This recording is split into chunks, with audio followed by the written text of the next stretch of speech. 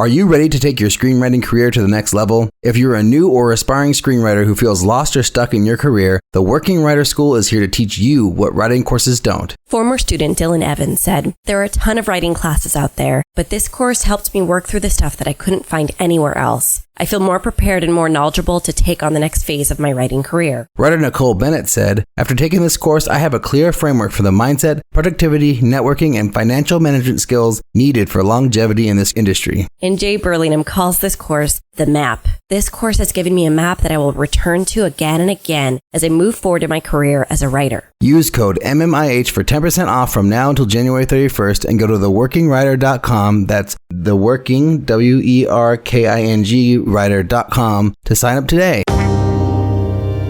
You know, making movies is hard. Making movies is hard. Welcome. This is the podcast about the struggle of being an independent filmmaker. I'm Mark Bassell, the founding host of the podcast, and I'm a sci-fi horror filmmaker, and my first feature film, The Ultimate, is out right now on all the digital things that you can get movies on. I'm Liz Manischel. I'm a writer, director, producer who has made 2 features, Bread and Butter and Speed of Life. I'm currently in pre-production on, I guess, 2. I don't know. It's confusing. We'll talk about it in a few minutes. I'm a distribution consultant who used to manage the creative distribution initiative at Sundance, and I do sales. This week, we welcome first-time feature filmmaker Alison Star Locke to talk about her feature, The Apology, which just came out in theaters on Friday, 12/16, and is streaming on Shudder and AMC Plus right now. Alison talks about how she got the film funded, how she managed being a mom while directing the feature, and how she managed to direct such a dark story. After that, we play another wonderful round of The Game. But first, Liz, how are you doing today? I am really overwhelmed, and I feel like I'm censored and I can't talk about all the things that I'm overwhelmed with because some of them are personal and some of them are professional, but then what if you jinx the project by talking about it out loud? Or what if you jinx your personal situation by talking about it? I just feel overwhelmed and superstitious is how I feel right now. I'm coming out I'm intense right now, Ulrich. I'm sorry. I like it. That. Bring the intensity. Yeah. Let's do it. Oh, God. Can you talk about one of the things in any way? Yes. Yes. For the sci-fi movie, we were talking to an actor, and he loves the script, and he sent it to his agent, and his agent loves the script, and we're giving them an offer. We're sending him an offer today, and it's a welcome offer, and it's very scary in the sense of not knowing what's going to happen, right? I really want him to do it, and I am not doing any of the paperwork, and I'm not doing any of the negotiating. And I'm such a passive part of this process, Ulrich. They didn't even ask me to write a letter. I guess the agent had quote unquote had heard of me, but nothing like a compliment. Nothing like, "Oh, I love her." It was like, "Oh yeah, I've heard of her." I think it was a direct quote. And perfect. I guess this actor watched my movie or movies, but I don't even know for sure if he has. And I'm just this weird part of the puzzle that's not really integral, but I get to benefit a lot if the puzzle is completed. I don't know if that makes sense.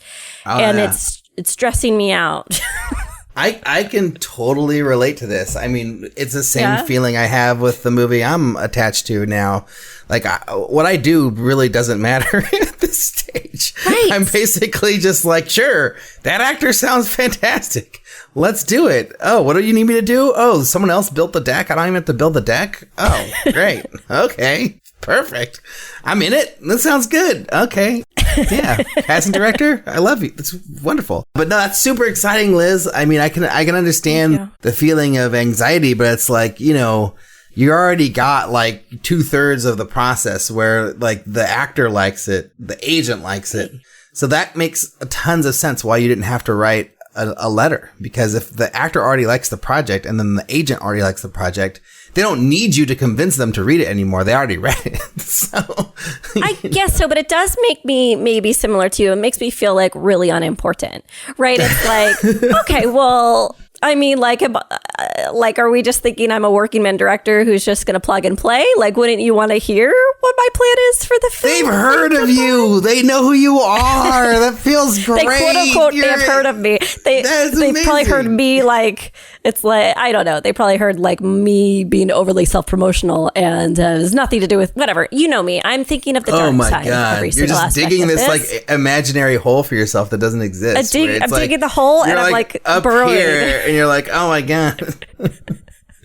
Wow. I'm in my burrowing an imaginary hole. Yeah, so we'll see. So, and I think what's scary about it is a very silly, good problem to have in that if he says yes, somehow, knock on every piece of wood near me, and we start building the rest of the cast based off of his name, which I think could go pretty quickly, then what do I do about this other movie that I've been planning on making in the spring, right? You make whatever is first. You make the one that happens, and then one that's ready the other first. One after. Yeah. You know, it's a great problem. I was talking to Amy about this. Right, I was talking to Amy about this, like, and I'm like, in what world will both movies go? That doesn't happen. Like, something will fall through on at least one of them, if not both. That's just like the statistics of indie film. So it's really ridiculous to worry about it. But I guess because we're doing a Patreon campaign to make this very indie film in public, then it becomes a public problem and a public choreography to figure it all out. And so that part's disarming. Yeah, but you just push one and shoot it when it works for you in your schedule, you know, especially the one where you're raising the money for it yourself. It's like, gosh, you know, if you're lucky enough to raise the budget you need to shoot the movie, like you could just use more time to plan after you make the other one. So yeah, I don't see this as a problem at all. I just see it as excitement, you know. Is this name a household name? Yes. Oh, that's awesome. So cool. But I say that I won't tell anyone who it is until they reject us. I know. But until then, I will, you know, if they say yes or they reject us, I will tell you who it is. Not that you're like dying to know. I am dying to know. Of course I am. What do you mean? Of course I'm dying to know. I know I can't answer because you won't stay on the show, and I'll probably text you after this. But like, Liz, will you please just tell me anyways? It won't jinx it, I swear. That's really awesome. I mean, I don't know. What a thrilling thing, you know? I love your attitude. Your attitude is like, what a thrilling is not the word I would ever use. Like, painfully scary is probably the phrase I would use. But even just talking about it with you, Ulrich, I feel less intense and less scared because it is joyful. It could be joyful. Right. Stop freaking out, Liz. Let's move on. Please tell me something about your life that sounds much more fun than this experience that I'm having. Yeah, I don't know. I mean, we're like basically trying to get to where you are with my movie. We basically have gone through a bunch of no's, you know, and now we're like recalibrated our lists to something more reasonable. And so we're gonna, you know, go back out again. It just between, well, me, you, and the rest of the world. You know, I don't think anyone on my team is going to listen to this. It doesn't really matter. I mean, and it's not bad or anything, but it's just like, you know, we got this list of all these actors the executive producer really liked, right? And so then me and the writer were like, oh, well, here's our dream list or whatever, you know, based on your list. And then basically they were like, oh yeah, we can't afford all those. And I was like, oh, so... And like he had like ones that he'd yellowed like or highlighted that were like, okay, these I know we can get in each role, right? And so now I'm just like, me and the writer are like, oh, this is just gonna be with all the people he knows he can get. Well, that's fine, you know, if that's the way it is. Yeah. Like, you know, I'm not gonna complain about that. You know, it's still a really cool cast, even with all those names, people that at least we have both all heard of. I don't know if everybody in the world has heard of these people, but like they're enough where like genre fans and, you know, movie fans would know who they are. So it's like, that works, right? But we're having a meeting in a couple days to talk about this and see what the next steps are. But I mean, I'm like crossing my fingers. I'm in your position in like 3 weeks from now, you know, like, you know, hearing that an actor loved it after reading it over the holidays and wants to do it and the agent approves. And that's like dreams case scenario, you know? And I mean, literally could be in our future in the next month. So like, I'm hoping to catch up to you I want to know. That's what's so annoying about both of us is like, I really want to know what your list is. And I want to know what those yellow highlighted names are. Like, I'm like trying to picture the name Kellen Lutz keeps appearing in my mind for some reason. I have no idea why. But I was like, is it Kellen Lutz? I know who that is. It could be anyone. I was like, it's someone that you and I know, but it's not necessarily the biggest name in the world, but still like a reputed, valuable actor. Anyway, yeah, we're both annoying. Maybe at some point we could share these names. I know. All our poor listeners are like, what are these people talking about? What actors? So Who are vague. these people? But that's I will say, you have to be vague. You have to be vague. And I think just to put a point on, I don't want to appear ungrateful, I guess, as I'm nervous I'm appearing ungrateful. I think I'm scared because if it's real for me and if for you, I don't know if you have these feelings, I'm then going into a prep more intense than I've ever had before because I really want to go and hire Craig Archibald, that acting coach, and go with him to break down the script. And I really want to take classes. I basically am going to go into a level of recon that I've never gone into before. And I think that's the scary part, right? Is like with new standards, you put new pressure on yourself. So I guess just saying it out loud, it sounds fun, but in my mind, it sounded really scary and hard. But now I'm saying it to you. You have a way of like, even just like saying things to you. I'm like, oh, I feel better. Good. So now that I've said it out loud, I'm like, no, this will be fun. It is an opportunity. These are opportunities. We have opportunities, Ulrich. Oh, God. And then like, as the good thing is, like, if it doesn't happen, it's not like you don't have anything. Like, you have this other movie you're making. So, you know, in my case, like, I don't really have another project. So if this doesn't happen, I basically have to scrounge something up from scratch, you know? Well, if the thing you're writing something, so you have that. Yeah, trying to. Good job. But yeah, you know, so for you, it's like, oh, this thing is, it's like the thing that could be the next thing, but then you have another thing that's already happening, which is wonderful. It's a beautiful thing. But I don't want to diminish your anxiety because I do understand the feeling. You. And if I was in your position, I might not be as positive. I might be like, oh my God, X said yes. They're interested. Will they accept the offer? Will they won't? Oh God, if they do, what will happen? If they don't, what will happen? Oh God, you know, and yeah, it's so many options. Yeah. Have you seen Men in Black 3? Is this the only, does anyone get this reference at all? Do you watch Men in Black 3? I just started it the other day and I was like, have I ever seen this? And I'm like, I'm sure I've seen this, but I just don't really remember it. So I was kind of watched the opening, like thinking like, oh, I have seen this movie, but it's been a while. It's good. Anyways, it's a good. Yeah. There's a Michael Stuhlbarg character who can see every iteration of the future every time something happens. And that is how I think you and I feel in certain scenarios. It's like a perfect encapsulation of the anxiety of like, this one minor thing happens. What is the infinite timeline of repercussions? And that's filmmaking, folks. That's filmmaking. But in the end, you can't predict everything, and you don't really know what's going to happen. And like, you know, it's very easily everything could not happen. So I've found it better to like not stress over it because, you know, not until it's real, you know, and then you can stress over it, you know, but just be like, enjoy the fun of the excitement of the unknown, you know, and the possibility until then, you know? Yeah. But I mean, isn't it cool to have like producers who like do things for you though? That's pretty nice, right? Like, you know, you got people who are like making really the enjoy deals that. and like, you don't have to like be a part of every single email, every single conversation. You don't have to be a part of every single like, you know, agent outreach or whatever. It's like they just do it and you're like, and you get to hear, oh, okay, that's what happened. Oh, okay, that's what happened. That's cool. Well, this is how crazy my mind is like the successes are not real. They're a Monopoly game. Like them doing the work and them negotiating, that's a Monopoly game.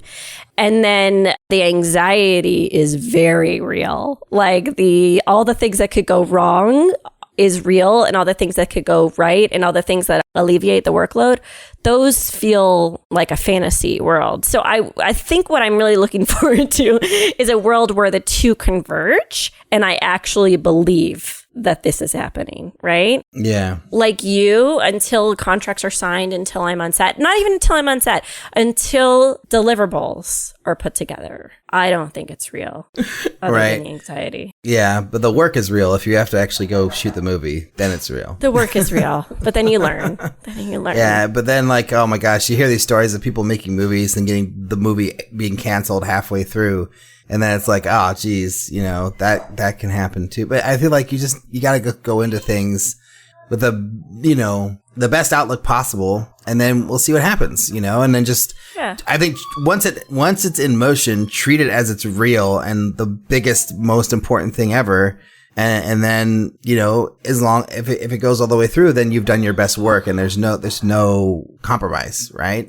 But if you're like thinking, oh, you've grown. Yeah, exactly. Like, and your process has gotten better and you've gotten better as a filmmaker. But if you treat things as like, oh, this isn't going to really happen, so I'm not going to really put my full energy, then it won't happen, you know?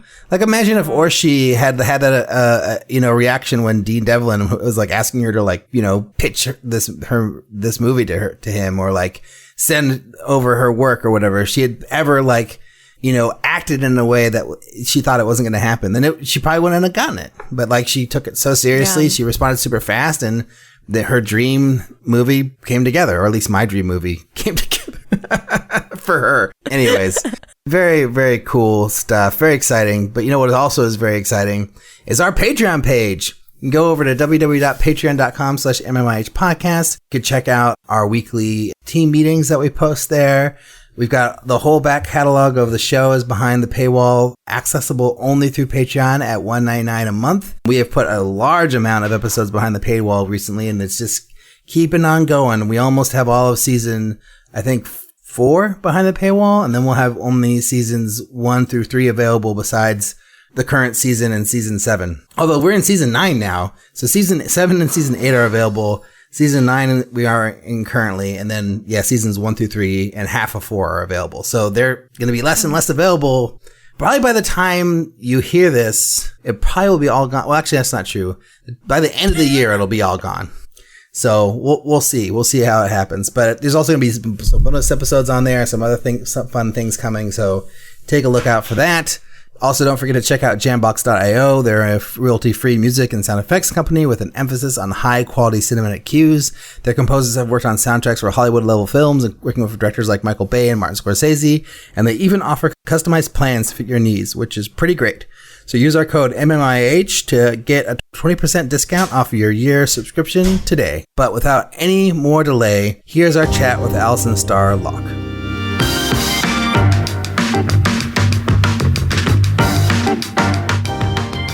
So, Allie, putting you on the spot real early here, can you give us the elevator pitch for The Apology? Oh, yes, indeed. The Apology is a Christmas psychological thriller. It's about Darlene, who has been searching for her missing daughter for 20 years, but to no avail. No leads, nothing. Now it's Christmas Eve. It's the middle of the night. Now, Darlene is a recovering alcoholic, and now she is just about to start drinking again. She's in the pit of despair when she gets a knock on her front door. Now, there's a big snowstorm outside. Again, Christmas Eve, late at night. So that's a little freaky. She goes to her front door and looks, and it's Jack, who is her ex-brother-in-law, somebody who she used to be, let's just say, real close with. And he comes in, they start talking, and then he finally confesses that he's there to tell her something very important. And then they're off to the races. There's your elevator. Wow. Amazing. How many days did you shoot the film? 16 principal and 1 day in Wisconsin for some exteriors. What can you speak of with regard to your resources, your budget? I have been told I can say under $5 million. Okay. But I have to otherwise be a bit vague. It was far more than I've ever had because everything has always been out of my pocket. So I genuinely was like, what? Kind of every step of the way. But that being said, for what we were making and making a film in LA, it still always felt like we were stretching and always trying to be very resourceful, of course. Is there a world where you feel comfortable with a low end of that range, and that, like, is it above $1 million? Could you say it's between $1 million and $5 million? Okay. Yes. Thank you. So it is definitely believe me, respect to the micro budget filmmakers. It is not a micro budget film, but it is a low budget film. We all know the difference between that. Yeah. How did you come up with the idea for the film? I was fascinated with true crime stories, and I had been just reading them and listening to them for years. And then one night I had a dream, as cheesy as it is, about that knock at the front door. So I woke up and wrote it down. And then as I started to write, I realized that it was actually becoming kind of a metaphor about my experience being there for my daughter. She's autistic. And, you know, the world's not so accommodating to difference. So that experience of constantly fighting for her, constantly trying to keep everybody like thinking about her as a full person. And like we say in the movie, not just a face on a poster. And so that's where that connection started to come from. And then I just became fascinated with the dynamic. What would it be like if you were there, you know, stuck with this opportunity with somebody who did this to you? What would you really want to do? You, this particular woman, what would she want to do? And there you go. Oh, I want to dig into that. But I'm going to jump onto this other perfunctory question. How long did you spend working on the film from that dream until its release right now? Oh, yes. I think it's important to be honest about how long these things take, even when you do get lucky and have some funds to make something that is not totally out of pocket. I started writing it in 2016. And then I continued to rewrite. My process is more like write a draft, set it aside, let time do its thing, write a different script, come back to that draft. Ooh, time has done its thing. And now I have perspective and, you know, workshop it with friends. I've been in a writer's group for a long time, doing informal readings, things like that, so that you can start to really feel how it's working. And then in terms of development and everything like that, that started at the beginning of 2020. At the beginning of 2020, we thought naively, maybe we can shoot this at the tail end of the winter of 2020. No, we could not. No. And then if there is one thing you could change about the making of this movie, what would you change? What would that one thing be? I think, what would be the one thing? I think I would just have more confidence in what I already did know. I think it's more about what I could change within myself, because I think that's more what you can change anyway, you know? Or on a practical level, man, more days would have been nice. That's what we always wish for, right? More time. I've heard you talk about that on the podcast before. I think it's a very universal wish. Yep. My first feature was 16 days. And then my second feature was 12 days. And I remember just being like, how luxurious 16 days were, which is an insane perspective to have. Like 16 days is not enough time to make a movie. And I mean, you probably made an amazing one though. No, but that's exactly it. It's like, that's the thing, is that we make our movies in whatever way we can, and we just make it work. You know, you go, okay, there's going to be things, like there were plenty of things that were lost from the script because we just didn't have time. You know, it was a constantly evolving process because of that, because I was so ambitious. This thing was like, you know, very intense emotional material, lots of stunts, a snowstorm in Los Angeles. Like, it's an ambitious flick. So it was like, okay, we had to keep pivoting, as everyone does, you know? Well, if you're just kind of like a stranger looking at your IMDb, which we were until recently, right? We were just researching you. And we look at the timeline of your career, we see a bunch of shorts and we see this feature. And you have already admitted that self-funding was a strategy in the beginning for building 100%. Your career. How do you go, this is the $1 million question, how do you go from self-funding those shorts to a multi-million-dollar feature for your first feature? Yeah, this is the kind of answer that's both frustrating and hopefully inspiring as well, because it came from a friend. So my friend, one of my friends, Stacey Jorgensen, who I worked with on those shorts, and I worked with on her first feature. I literally was second ADing on it. We've just worked together for years. I stayed home and had my daughter. She went off and became fancy film producer. And I asked her if she would read the script just to see if there would be maybe somebody that would be interested in reading it, you know? And she was like, read it and said, I want to produce it. And she is the one she did the classic, lovely thing that you hope you hear about and do and see more, which is lifting somebody up and saying, you haven't had opportunities. I am in a position to give you an incredible opportunity, and I know you're going to do great. And she just did. And she has been my champion every step of the way, just constantly telling people, like, I know you don't know who the fuck this is, but she's a good egg. She's really good. She's talented. She's good to work with, and just doing that over and over again. So So I always say now, like when we talk about the movie, it's like, just remember, like it's important, of course, to always meet more filmmakers, to always be sort of networking, even though it's the grossest word. But I think the truth of it is really like the relationships you already have in your life and cultivating them.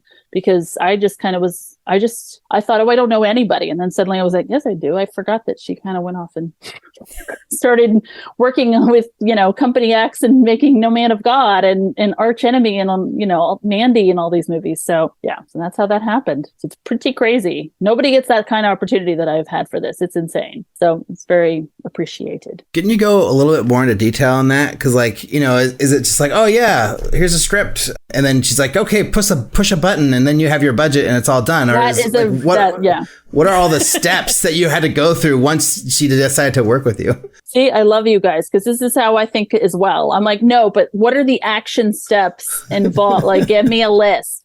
Yeah. So very fair. So unfortunately, a lot of it continues to be really nice story, but I swear this part's true. All of it's true. I never, Alison literally means little truthful one. I can't even, I have no poker face, nothing. But it was like, so Stacey basically said, I want to produce this. I'm going to bring it to my company. They're going to say no because they're very picky, as they should be. They've made some of the best genre movies that we've seen in the last 10 years. But to my shock, they said yes. To her shock, they said yes. Also, another piece of this, so then they go to bring it to RLJE Films, who are our distributor and our financier. And they said, we have this script and, would you like to do it? And they were like, yeah, I'll check it out one of these days, like whatever. But then they were able to tell them that I was on the blood list right before the company committed. Now, the blood list is basically like, I don't know if you guys have heard of this. It's like the blacklist for genre scripts. So being on the blood list gave me just enough cachet for RLJE, for Mark Ward and them to read it and then take it even more seriously, being like, oh yeah, okay, I've seen that she's kind of written some things. I had written like an essay and a book about Amy Sherman Palladino, like some of these little tiny things that I'd been posting, but just enough, right? I know, true love. Yes. One of my heroes.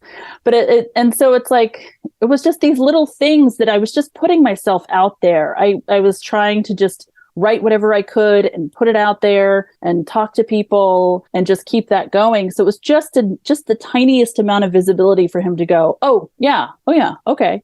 And so then they signed on, but then it was, of course, notice I said it was like the beginning of 2020. We didn't start proper prep on this film until January of this year. So this was like a long process of them, because they were also trying to make No Man of God and finish Arch Enemy in the middle of COVID, which was like brave new frontier. Amber's a friend and she was on the show a few years ago. I love Amber Seeley. Yeah. Oh yes. She was so kind to me. I called her for advice at one point early in the process and she was so kind to me. And I've heard, always lovely things. And I love her movie. I love No Man of God. I think she just did an incredible job, like furthering the conversation about destructive men, let's say, and our fascination with them. And obviously I share that fascination because I've made a movie that involves a destructive man. There was a whole process to the casting process and everything, of course, especially with an unknown, writer director, trying to get people to sign on to play parts in something that's not only an unknown writer director, but is incredibly dark material and incredibly physical material. So the combination of this dark emotional stuff in the stunts was not attractive during COVID time. Weird, right? For me, I'm like, I play in the dark. Like that's my sandbox. That's my scene. But most people were like, I want a comedy. I want something that makes the world better. And I'm like, this would make the world better. Okay. So it took a long time. It was a lot of that process of finding the right fits. But luckily, it's like, it's as cheesy as it sounds. It's like, it felt like in the end, it was like, no, this was the cast I was meant to have. This was the group of collaborators I was meant to have. But so it was like constant. I was writing cover letters. And so I wrote our cast cover letters that kind of was like, here's who I am. I know you've no idea. And here's why I think you would be great for the part and what I am envisioning for the film. Because in some ways the script itself could have read to some people as a little bit more straight thriller, but I really wanted to do kind of more like a Bergman thriller in a way. And so trying to explain that tone to them a little bit, like having the opportunity. And if anything, I wish that they're personal letters, so I don't feel comfortable sharing them online, but I wish there was more guides for things like that too, because I feel like the casting process and trying to get actors attached is so key for indie filmmakers. And there's just not a lot of information onto how to actually do that. Yeah. Going a little bit into that answer, because Ulrich and I are currently in the process of attaching talent in a similar fashion. But I think what I'm dealing with is pre-sales value, cast. So with RLJ on board and you having a production company on board, and it's like, are they providing financing regardless of who you cast? Is it just finding, or did you have to hit like a marker in terms of quote unquote sales value for each of these actors? I 100% had to hit a marker, and my producers very kindly shielded me from the specifics of what those markers were, because, or perhaps they didn't. I mean, in a way, it would be nice to just know, and then I could pick from the thing. But we honestly just kept kind of coming up with ideas. And funny enough, it was like the actors that we have are not somebody that I was like, they were at the bottom some list. They just had not occurred to us. And then it was like, when it did, it was like, oh, of course, so none of it felt like, in the end, it didn't feel like a corporate decision. It felt like an artistic decision and what should be there. But absolutely, it's like they just weren't going to, maybe if it had been somebody even like Amber, where it's like they know that they've made films and something, but I can't speak to what her experience is, but it just seems like it's so common, no matter what level, how many films you've made, it's still so cast contingent. It's like, they're like, we're going to greenlight you as soon as you get your cast. And you're like, but the cast, it's hard to greenlight. But, we could at least say, it's like so difficult, but we could at least say, hey, this company is ready to back us if we have the cast. Like, we can make an offer. So we had that incredible privilege, because most of the time you're just trying to get them to sign on with no real knowledge of where you're really going to get the money from. So that was incredibly helpful, to say the least.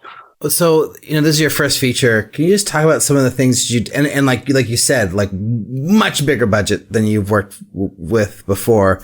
What were some of the things that you did differently in your process as a filmmaker that you hadn't done before? And I guess really the question is about like, how did you prepare to handle that responsibility? Oh, absolutely.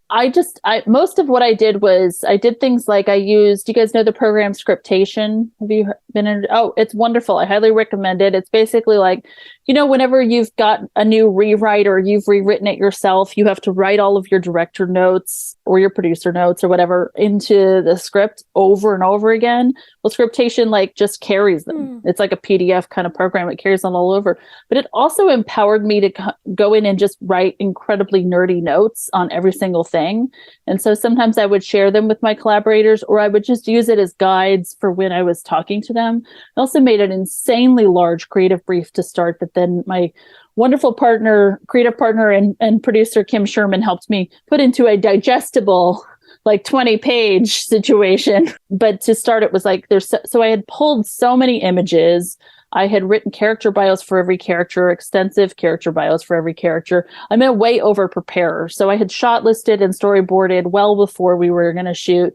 A lot of those went right out the window. And then I worked with my DP, Jack Caswell, who was fantastic. And I came over to his house and he was acting them out as I was proposing the shots. And then, we're typing and putting it together. One of the biggest differences that I had never worked with overheads before. That was just not something that I just couldn't conceptualize it well. And I still kind of honestly struggled with that tool on this film. Would be like, wait, so I'm like, just show me in the room. Like, what are you talking about? So working it out that way. But we did that. My first AD, Cedric, he was terrific at keeping things very organized and basically he and Kim Sherman helped a lot with taking all of my ambitious ideas and really making sure that was communicated well to the crew. And then I also had a lot of long conversations with Anna Gunn and Linus Roach, and less long conversations with Janine Garofalo, because she was like, well, my part's not as big. We've had these conversations. She's a really direct, super bright lady. So that was a lot of what we did for prep. Yeah. There's so much. There's such a big long list of prep items, but those are some of the ones that put in my head. It was like just figuring out how to communicate with this bigger crew, having actual department heads because there's whole departments. That was a big learning curve for me. There's still some people on this film I've never met. And I'm like, that's a very strange experience. I'm used to 5 or 10, and there are people that come over to my house for dinner at other times, so this was wild. I want to talk a little bit about being a caretaker and making movies, just because I love it. Personal issue for me, as for Ulrich. And I find myself guarding my time with my kiddo almost violently. Like, no, you can't take it away from me. It's mine. I don't presume to think that you are the same way, but I do know that you you took your caretaking very seriously for your daughter. I mean, it's very important to you, clearly. How were you able to find a time for both? Or did you find yourself having to prioritize one or the other during the shoot? Yeah, I think anybody who's a parent and a creative, it's like, it's a constant negotiation. One of the big things that always helped me was thinking about what Shirley Jackson used to do. She's one of my heroes, and she would do, I don't know if you've ever read this biography. Ruth Franklin wrote this incredible biography about her, and she was talking about how Shirley, especially in the days before she could afford childcare and assistance of any kind, how she would just put notebooks around the house, and she'd be cooking and writing, and she would be caring with her children and making notes. I think I long ago decided that I was going to carve out my time as best I could for those lovely, dreamy, work sessions, but also accept that was not my reality.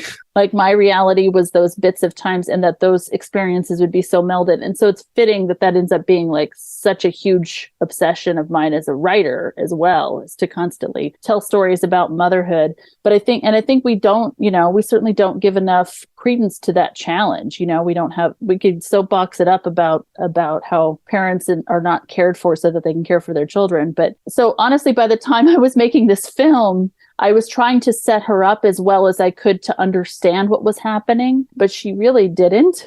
She was like, she would cheer me on, but she didn't really understand it. So she would have her struggles with it for sure. But I was also, and I never wanted to diminish that, but I also felt like I had been home and obsessed for so long that I really was like, for both our sakes, I was like, I have to make something. I have to go and do something else, or I'm not going to continue to be so much fun to be around.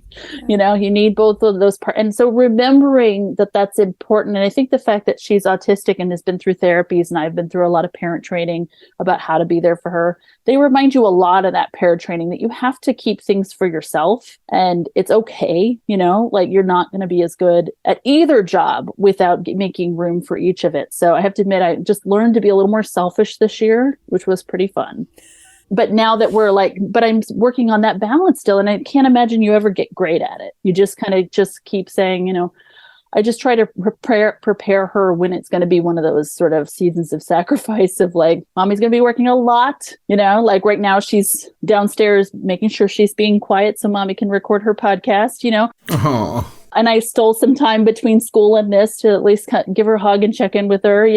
Last night, it's like I'd been very busy, putting the film out and trying to spread the good word and all. So last night I took her to her favorite restaurant, the Olive Garden, and had a mommy-daughter date. You just figure it out, and it's like, and I just have to look at my time and kind of plot it out a little bit. Like you say, you protect it. But I feel like I feel like I've gotten good at, being there for her. And now I'm like learning to protect the work time more, What do you do during production? Do you live in LA? Were you able to like go home every night and like, see your daughter, or were you just kind of gone for like a period? Like how did that work out? Oh, Asking yeah. for my own preparation for myself. That was enormously difficult because I was home in LA.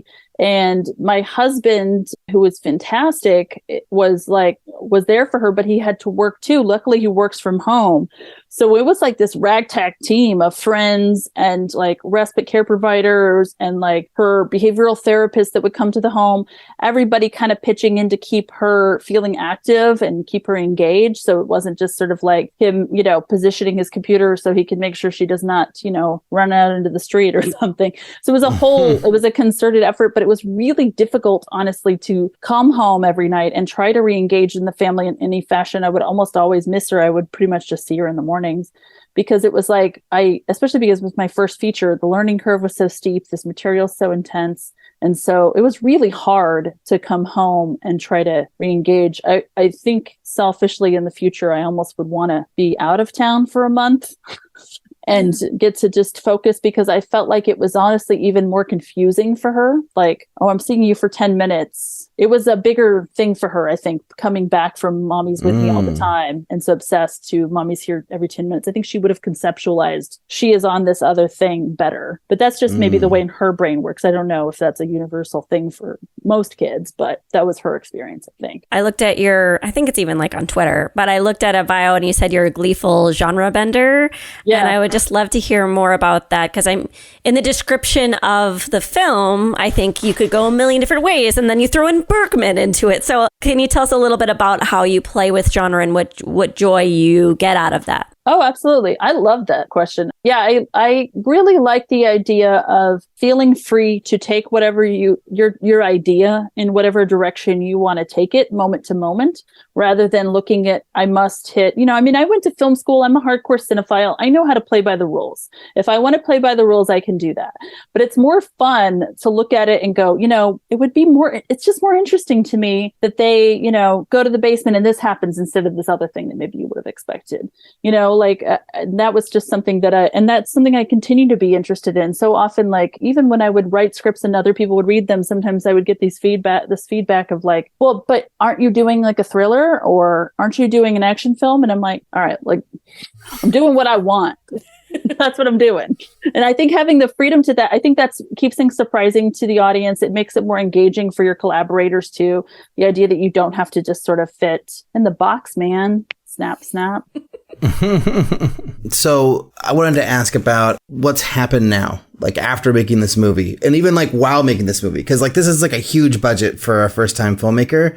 Like, what's your career? What's the effect on your career? Have you got reps? Like, do you have a line to make your next movie? Like, what were some of the results of going down this path? Well, we only just announced the film really recently. I think they just wanted it to be sort of a Christmas surprise or something, but we ended up just announcing it. So I have nothing has happened yet. This is actually like barely anybody has even like learned that this movie exists. I have been, of course, continuing to write and start planning other films to make. But in terms of like, no, I don't have no reps. I have no other films set up. I'm starting to have more relationships with other producers and things like that. You start to talk to people, but nothing that's actually like cemented. So I'm writing a slasher comedy and a haunted house sort of marriage drama, family drama. Yes. And then also a very like war, I like to call it a war film, but it's a fictional war, but it's grounded. It's not a sci-fi type fantasy situation. So it's like what I was saying about the genre blending. It's like all of these things I just think it's interesting almost to like, it's almost like the two characters in this film. It's like Darlene and Jack. It's like, what happens when they're put together? It's like, what happens if you're doing a slasher film, but you're making it funny, and and that one's very feminist, fiercely feminist script. So it's like, how do you combine all of those things into something hopefully delicious and fun? I would like to read all of those. To extend our question a little bit, like, what kind of lifestyle or what kind of filmmaking I get you. Regularity are you preparing yourself for? I don't even know if I'm teeing this up right, but like, are you searching for reps? Are you basing your next 10 years off of making a living off of director's fees? Or are you just doing projects that you want to do? Do you want to go to TV? What kind of is the sustainability plan for your career? Oh, that's a really smart question. Okay, I am definitely actively seeking reps. I'm definitely trying to start making lists of who to even try to, pursue or wish for. And I think I just want to tell stories. So if I get a chance to do that as a director or as a writer, that's great. But my real goal is to be a little bit, even though this word makes me sick, but it's a quick shorthand, more of an auteur. I would like to be able to write and direct my own things as much as possible. And I would rather have that creative control and that ability to kind of play in a bunch of different directions that an indie might afford me more than something, never going to say no to something with a bigger budget with more, if it's interesting to me, but just keeping that as my North Star of like, what are my, do you guys know Judith Weston? She's written a bunch of great directing books. You guys are my people. so she wrote this thing that really resonated with me in, I believe it was the director's intuition. Is that right? She wrote this thing about artists should feel free to identify their obsessions and honor them. I'm paraphrasing, of course, but it's like, I love that idea. It's like, so what do I want to make movies about? So just keep moving. And if it's TV shows too, great. Who doesn't love a good meaty TV show? Again, I'm such a character-based writer. It's like, TV is king for that sort of thing. So I could definitely see that being a very satisfying experience for me too. But just keeping the ability to continue to tell stories about those obsessions, about how, about the mental load, about motherhood and parenthood in general, how complicated it is, about relationships, about the tragedy of gender expectations, about violence against women, about, racism and sex, just basically why we other each other, all of those kind of great big themes. As long as I get to work with those, I'm very flexible otherwise. I think all of that there's so much fun stuff to tell stories about within that area. So what was one thing that you learned, or it can be more than one thing, from making your first feature, like something that happened that you learned from on this shoot that you're going to make sure to do on your next shoot? Oh, yes. I think the big thing that comes to mind is just, and it sounds so self-helpy, but I swear it's true. It was just listen to my own instincts. Like I kind of said before, there were so many times where it's my first feature and I hadn't made something in a while. I'd been home with my daughter and I had a lot of really smart, experienced, creative people around me. And sometimes I listened to them when I should have been listening to myself. I think, advice is always, almost always incredibly well-intentioned. It's coming from somebody's particular experience, right? They're trying to help you. But there would be so many times where I'd be like, that doesn't seem right. It doesn't seem right to what I want to do here. And I think I'll know better next time to listen to that a little more strongly, if that makes sense. Again, that's kind of... Is there an example you can give that you feel comfortable sharing or can vaguely reference? Well, I know, because of course you never want to throw somebody under the bus, especially for, again, trying to help. Yeah. Like I had all these incredibly smart people trying to help me. But just things like this is really boring, but it's just true. Let's decide on our communication system and keep it going. Like, let's all honor the glory of a Google Doc, for example. Like, could we just do stuff like that and have everybody on it? You know what I mean? And I'm sure that's a universal frustration. Yeah. But it's like just stuff like that where it's just like, can we, and like, I wish we had the days that we had a good powwow, like a good, forgive me, that's not a good term, a good, like a team meeting, quick one even, at the beginning of, or at the end of each day. Yeah. The next day went so much better usually. So it was like, I would definitely do that next time. Have a team meeting besides your safety meeting, because that's like a pump up. Hey, make sure you realize we're going to have a big bar that goes from here to there. And we're going to have a big mat so you can't go down the stairs. Like, so that's like a technical meeting. And I'm talking like, let's have a little team meeting, your main keys, or even just your DP and your producer, and talk at the beginning and end of each day. That is definitely something I'm going to honor the heck out of next time. I think that'll be, lovely. I also learned that like partway through my first feature that like, the safety meeting is great, but the end of the day recap with like the 3 or 4 key people, so crucial. Yeah. And you can have a lot of, and it's like we found ways to have that meeting where people were still, where our lovely crew was tearing things down and putting things away for safety. Like, you don't have to super extend your day. It's just so that it's like, let's just taking that time, Yeah, like what were our wins, what were our losses today, and what can we do differently tomorrow, or what are our concerns, so we're not going home with them, You end up going home with stuff and it's like weighing on you, and you're writing notes to yourself and you're trying to, or you're on frantic phone calls on the drive home. That was the other bitch, is that I live an hour from our set. And so it was like, that was the other thing, is take advantage when people let you sleep on their couches or guest rooms if they live closer to your set. Be good about that offer. Yeah, because I only did that a few times and I regret that. Yeah, my fantastic brother-in-law and his lady had me stay over whenever I wanted. And I was like, why didn't I do that more? It was like I felt the pull of my daughter. I wanted to still be engaging with her. But yeah, it's a tricky thing to get that right, you know? Yeah, I can only imagine. And I only fear for my future of trying to figure that out on the next project. I think it's time for our final 5 questions. Yes. I'm just going to jump right in. What's the best filmmaking advice you've ever received? I think the best filmmaking advice was with regard to working with incredible actors like Anna and Linus. Somebody at that level was just remember to always keep it simple and about the work. Let yourself be vulnerable. Just remember they're also just searching to try to find the most truth of the moment, and don't worry about complimenting them and all that kind of stuff. Just be there in the moment.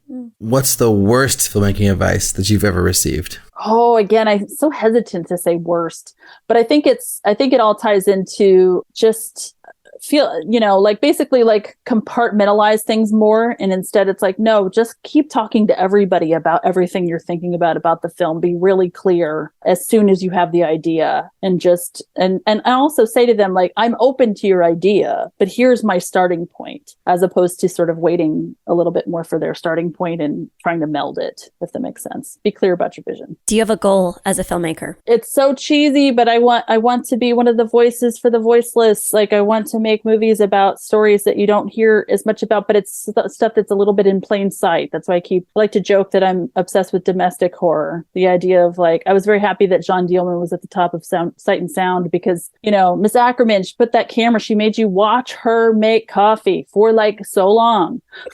It's just, so that's kind of one of my chief things, is just thinking about the hard things, putting them on display, and hopefully doing it in a way that is entertaining for folks. I'm not interested in necessarily putting somebody through something just to for sport. For sport. If you could go back in time, what's one piece of advice you would give yourself? Carve out time to be what you're interested in, to write. Carve out more time to write, and carve out more time to push yourself out in the world. I think I spent a lot of time feeling very imposter syndrome, like, why would anybody care? Nobody really wants to read stuff. Everybody says it's dark or whatever. Who am I? Or I'm too nice, or whatever else.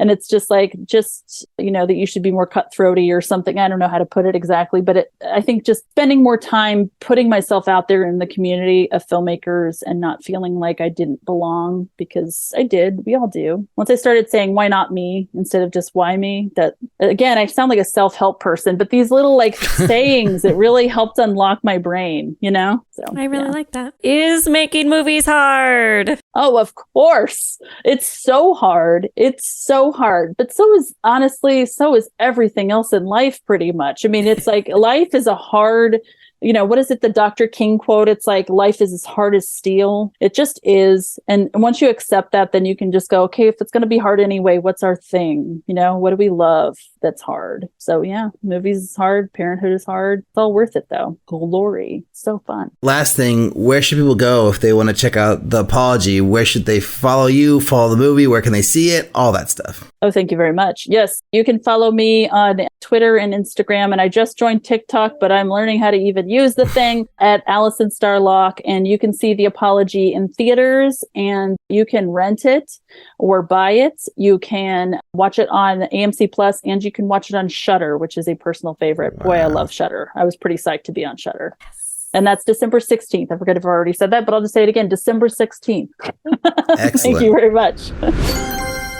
Do you love Making Movies is Hard and you want to listen to more episodes? Jump over to our Patreon page at patreon.com/MMIH, and you can listen to the entire back catalog of episodes for just $1.99 a month. That's an additional 300 episodes that aren't on iTunes that you can listen to whenever you please. But without any more blibber blabber, back to the show. Liz, what do you remember about our talk with Alison? I loved her. I think she's so cool. I think I was like, oh, this is like it was the first time we interviewed someone where I was like, oh, I could see myself very easily being friends with her, right? Like I could envision like a world where we go to coffee and hang out together. Not to put that on you, Alison. I'm just saying, like, she felt very relatable. and I really felt like her story was so exciting, and her character being so relatable. It was like this wonderful conversation of like, this too could happen to anyone, right? If you work hard enough, you could meet someone who believes in you and really helps build a pipeline for your work. And I would say the thing that was most prominent for me in terms of memory in our conversation was her really owning that she needed creative space away from her family and not feeling guilty about it. And like, I need that. I need to learn from someone like that. And that I was just really glad that she was so honest and vulnerable about that. What were your thoughts, Ulrich? I think I realized talking to Alison, like how much I like talking to filmmakers who are parents, because it gives me hope and gives me comfort that, like, you know, I will have a future as a filmmaker and as a dad at the same time. And I loved hearing her whole story about how the movie came together,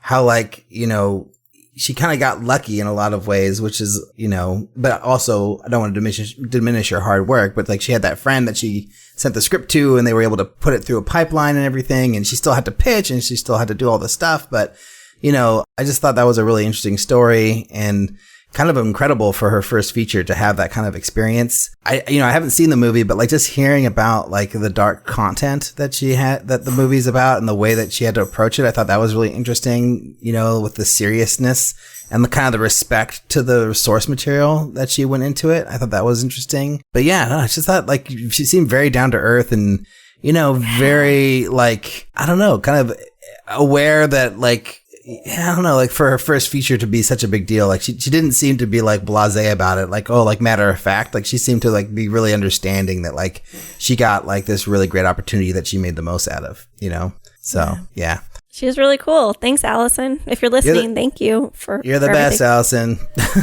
Can't wait to see what you make next. Is it time? It's time. For the game. Okay. Do you want to do it? You do it better. Do you want to do it? It's time for the game. All right. This is every week.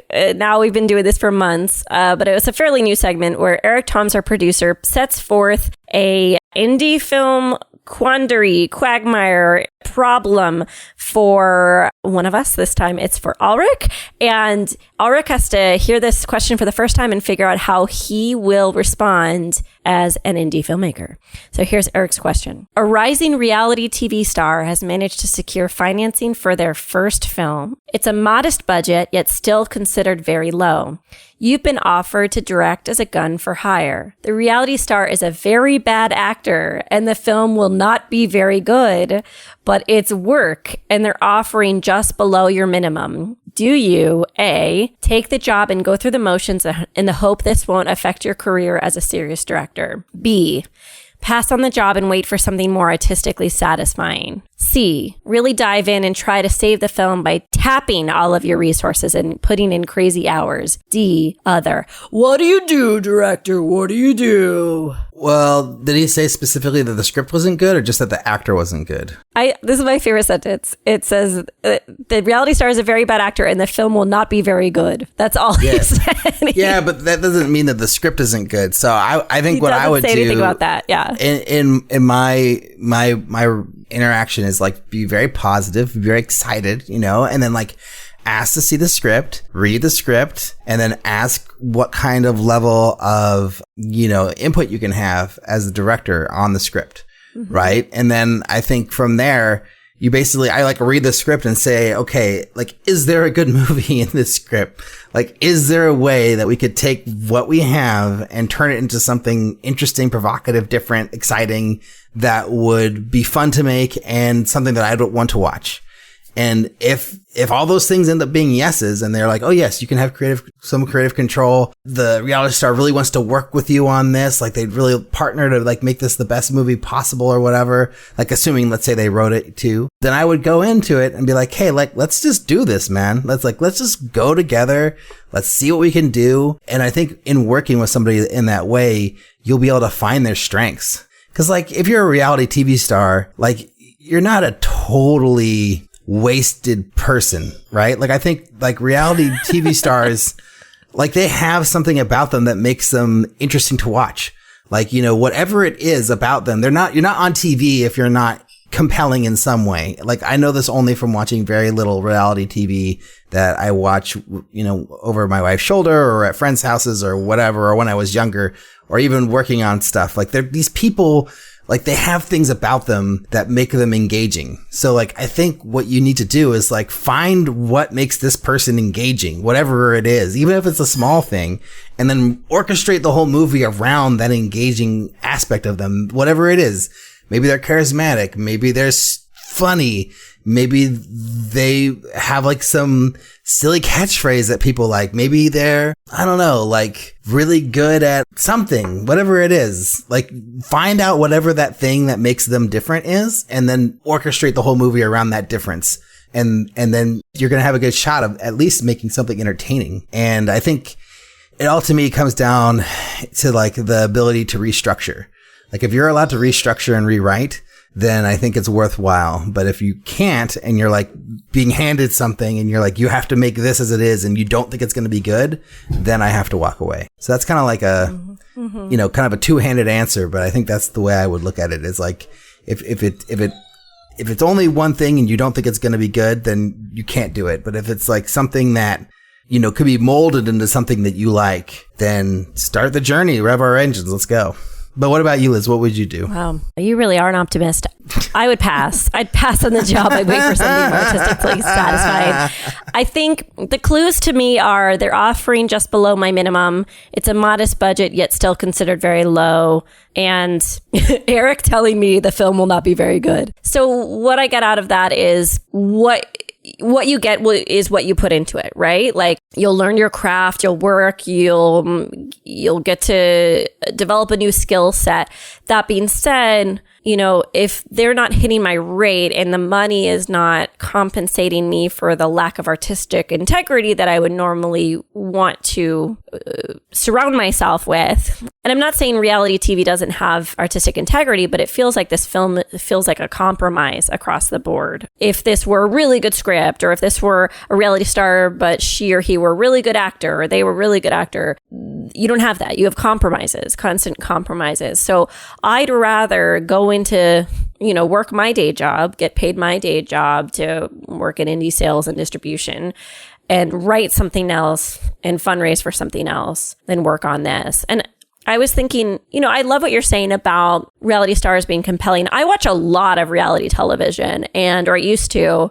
And these are not good people. These are people who said, I'm going to sell my soul to the media to get attention. Like, that's the bargain that they signed up for. And I don't know if I'm like, that sounds great, I want to work with you. Like, that just feels really unfun to commit years of my life to a person like that. So unless they were like, I don't know, unless they're a reality star for like really interesting reasons, like it was best charity reality show and it's someone who owns a charity and you're like, oh, I'll support you. Other than that, no, I think a lot of these reality people are not good people, so I don't want to hang out with them. That's me.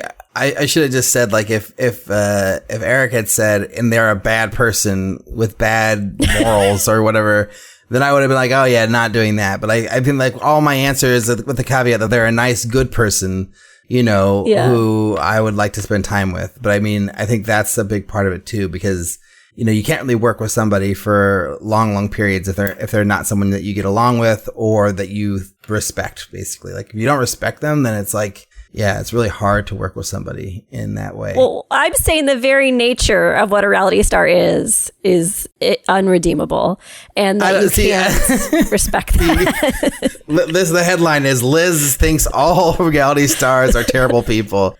Having actually met some, and worked with some, I don't feel that way.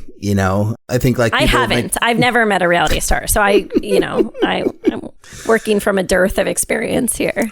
I mean, and I'm like, I think they're good or bad people and everything, right? But like, I think there's some people who, are just doing it because they enjoy it or because like they want attention. But I don't think I'm not going to judge somebody because they want attention. Like, that's not like, to me, like a deal breaker in their character necessarily. So I don't know. But anyways, I think it all kind of depends on those specifics. I do enjoy your answer of like waiting for the right thing, because there's something to be said for that too. But I think from my perspective, I'm thinking of it like I've never gotten paid to direct a movie before. I've only made one movie. I want to make more movies, and then you don't get to make more movies by turning down movies, right? So, I mean, maybe you do. And like, I think there's plenty of examples, I'm sure, where people have turned down things and gotten something better. But like, I think it all just kind of comes down to like, do you believe in this thing or do you not? Right. And so like, I think that in the end is the deal breaker. Good question, Eric. I like it. I want to hear what other people would say. What would you do? Would you guys side with Liz and just turn it down and wait for something else? No. Or would you try to find the goodness in it? No one else is as cranky as I am. But if you are, for some reason, you think you are as cranky as I am, please contact us. You could send us a question, comment, or suggestion to podcast@makingmoviesishard.com. If you like this show, you can leave us a review on iTunes. Check us out on Facebook, Instagram, Twitter at MMIH Podcast, YouTube at Making Movies Is Hard Podcast. I want to acknowledge that we're really making an effort on Instagram, and we're animated text, and we're adding stickers, and it is exciting. So please join us and follow us on Instagram. We will follow you back. Check out the International Screenwriters Association. The ISA is an organization designed to connect writers with filmmakers through the programs that they offer. Head on over to networkisa.org to sign up for free for all their amazing resources. Thanks to Alison Star Locke for coming on the show. Thanks to Sam Anaya from Katrina Wan PR for setting this up. Thanks to our editor Jeff Reimuth for doing the editing, and thanks to our producer Eric Toms for being awesome. Thanks to all of you for listening, and talk to y'all next week.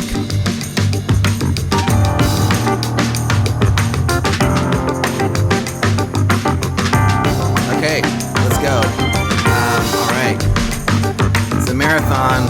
Here we go. It's going to be fun. They're all the same, pretty much, which is good.